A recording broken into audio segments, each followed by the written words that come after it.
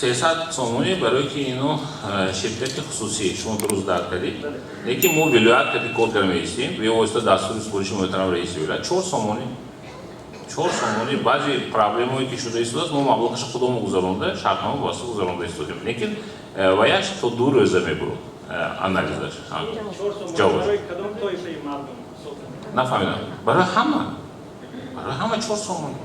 این مطلب رو رئیس ناحیه باباجان غفورов ظریف نظیری در نشست خبری با روزنامه‌نگاران ابراز داشت.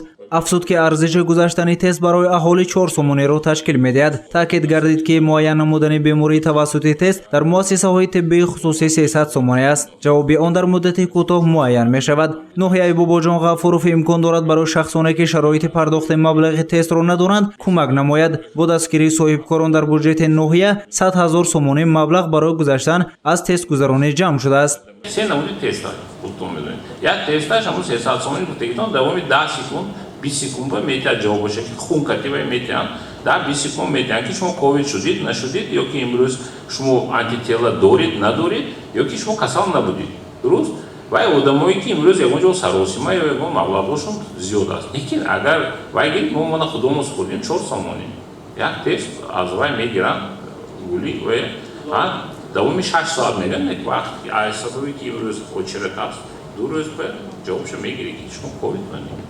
طی 3 روز است که به بیمارخانه‌های ناحیه یگان نفر با نشانه‌های بیماری کرونا ویروس مراجعت نکرده است. به سوال روزنامه‌نگاران عاید مقدار گرفتاران کرونا ویروس در ناحیه ملکه قاسمова راهبر شبکه کمک اولیه طبی و سانیتری ناحیه باباجان غفورov روشنی انداخت. بنا به معلومات‌ها در ناحیه باباجان غفورov 1531 نفر بیماران التهاب شش به قید گرفته شده است. تا امروز 1438 نفر شفا یافته به خانه‌هایشان رخصت شدند. حالت مرگ در ناحیه از 234 نفر گرفتاران کرونا ویروس 4 نفر را تشکیل می‌دهد.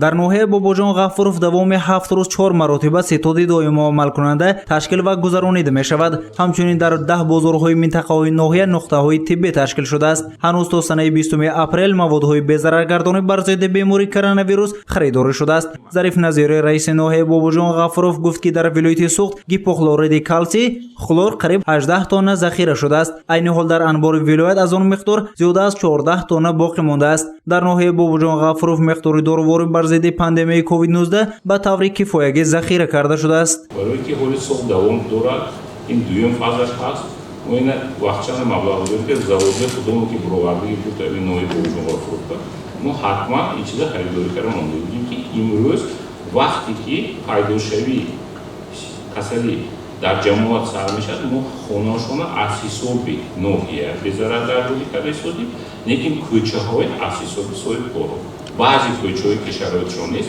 با حساب ما شده استوده است این مسئله عموما ما پرابلم نداریم. در ناحیه باباجان غفورov گذرگاه سرحدی موجود است. برای بخطری اهالی از بیماری جهانگیر کرونا ویروس 250 عدد کامرای نظارتی نصب کرده شده است. شرایطی امروز خارجی دیده برونده با کمبودیاش گفتن ما در جایش کمبودیاش همچه استفاده برای ما مسئله کووید یکم پرابلم نیست داروهای امروز به میرسد ما این چیزها همش علاقه با معلوماتی من مکتوب ارسال کردن تندرستی سرتیفیکات یک جای شده ما این چیزها علاقه با صاحبکارای ناحیه خودمون از بودجه شده گفتگو کرد با برای که رسمی تا ماه فوریه سال آینده مبلغ گذاری شده نشه حسابی مبلغ‌های ما پیدا میشه که کاملا با کمتر خودمون وکر تونیم چی میگه بی مامونیت رونده تونیم از این پرابلم. در ستاد ناحیوی کمبودی‌های جای داشته مورد بررسی قرار گرفته می شود گفت رئیس ناحیه ضمن نشست خبری و از کمبودی‌های جای داشته در مورد لباس‌های طبی نقاب‌های رسپیراتوری و داروهای حرف زده گفت که در عموم برای خریداری چنین لوازمات‌ها با دستگیری صاحبکاران و بودجه ناحیه کمبودی‌ها برطرف کرده می شود. پهلوهای دیگر نشست خبری در گزارش‌های منبع انعکاس می شود. گزارش سید مختار سیدانور نعیم جان ایوبوف از ناحیه باباجان غفورov برای برنامه اطلاعاتی خبر